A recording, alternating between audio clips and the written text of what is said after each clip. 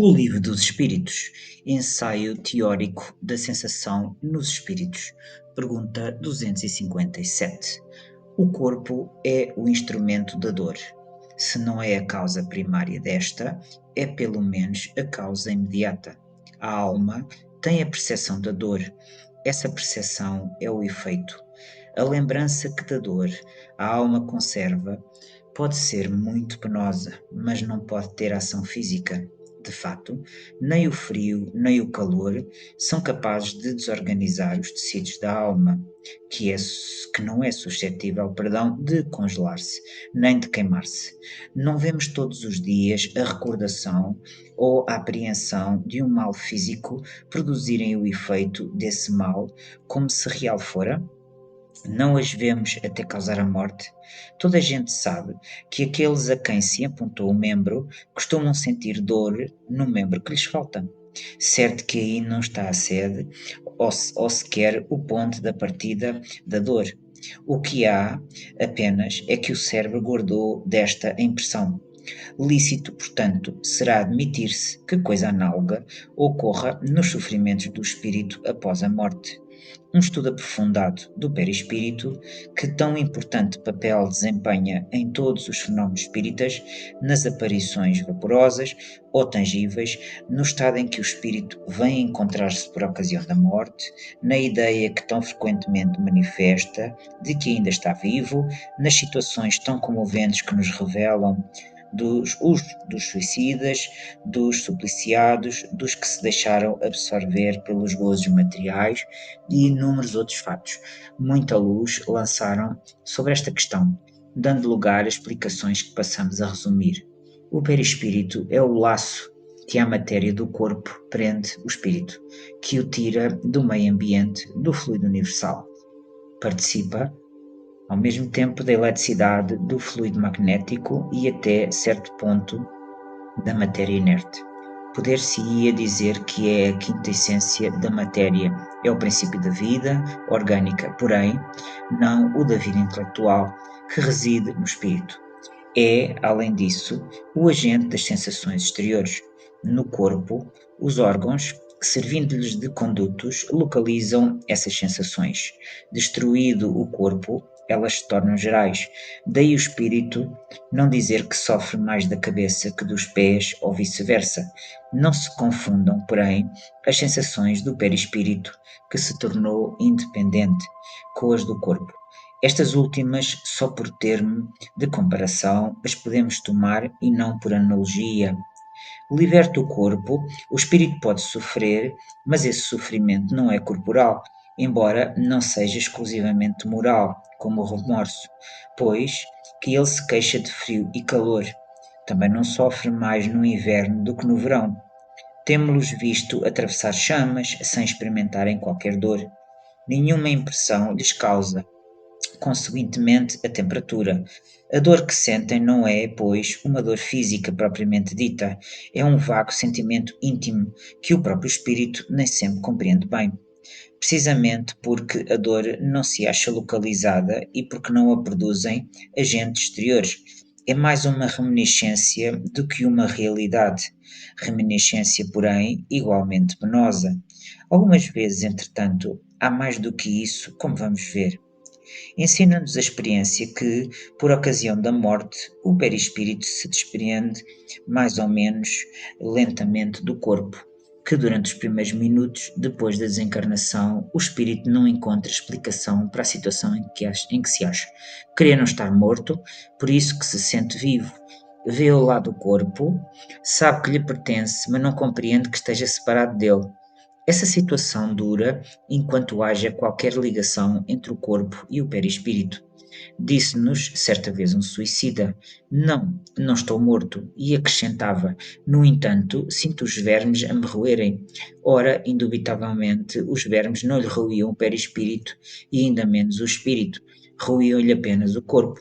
Como, porém, não era completa a separação do corpo e do perispírito, uma espécie de repercussão moral se produzia, transmitindo ao espírito o que estava ocorrendo no corpo. Repercussão talvez não seja o termo próprio, porque pode induzir à suposição de um efeito muito material. Era antes a visão do que se passava com o corpo, ao qual ainda o conservava ligado o perispírito, o que lhe causava a ilusão que ele tomava por realidade. Assim, pois, não haveria no caso uma reminiscência, porquanto ele não fora em vida ruído pelos vermes. Havia o sentimento de um fato da atualidade. Isto mostra que deduções se podem tirar dos fatos, quando atentamente observados. Durante a vida, o corpo recebe impressões exteriores e as transmite ao espírito por intermédio do perispírito, que constitui provavelmente o que se chama fluido nervoso. Uma vez morto, o corpo nada mais sente, por já não haver nele espírito nem perispírito. Este, desprendido do corpo, experimenta a sensação, porém, como já não lhe chega por um conduto limitado, ela se lhe torna geral. Ora, não sendo o perispírito realmente mais do que simples agente de transmissão, pois que no espírito é que está a consciência, lógico será deduzir-se que se pudesse existir perispírito sem espírito, aquele nada sentiria, exatamente como um corpo que morreu. Do mesmo modo, se o espírito não tivesse perispírito, seria inacessível a toda e qualquer sensação dolorosa. É o que se dá com os espíritos completamente purificados. Sabemos que, quanto mais eles se purificam, tanto mais etérea se torna a essência do perispírito, de onde se segue que a influência material diminui à medida que o espírito progride, isto é, à medida que o próprio perispírito se torna menos grosseiro. Mas dir-se-á, desde que pelo perispírito é que as sensações agradáveis, da mesma forma que as desagradáveis, se transmitem ao espírito, sendo o espírito puro e inacessível a umas, deve ser igualmente às outras. Assim é, de facto, com relação às que provêm unicamente da influência da matéria que conhecemos. O som dos nossos instrumentos, o perfume das nossas flores, nenhuma impressão lhes causa. Entretanto, ele experimenta sensações íntimas de um encanto indefinível, das quais ideia alguma podemos formar, porque, a esse respeito, somos quais cegos de nascença diante da luz. Sabemos que isto é real, mas por que meio se produz? Até lá não vai a nossa ciência. Sabemos que no espírito há percepção, sensação, audição, visão, que estas faculdades são atributos do ser todo e não como no homem de uma parte apenas do ser. Mas de que modo elas têm? Ignorámo-lo. Os próprios espíritos nada nos podem informar sobre isso, por inadequada a nossa linguagem a exprimir ideias que não possuímos, precisamente como o é por falta de termos próprios, a dos selvagens, para traduzir ideias referentes às nossas artes, ciências e doutrinas filosóficas. Dizendo que os espíritos são inacessíveis às impressões da matéria que conhecemos, referimos-nos aos espíritos muito elevados, cujo envoltório etéreo não encontra analogia neste mundo. Outro tanto não acontece com os de perispírito mais denso, os quais percebem os nossos sons e odores, não, porém, apenas por uma parte limitada de suas individualidades, conforme lhes sucedia quando vivos. Pode-se dizer que neles as vibrações moleculares se fazem sentir em todo o ser e lhes chegam assim ao sensorium comune, que é o próprio espírito, embora de modo diverso e talvez também dando uma impressão diferente, o que modifica a percepção. Eles ouvem o som da nossa voz, entretanto nos compreendem sem o auxílio da palavra, somente pela transmissão do pensamento.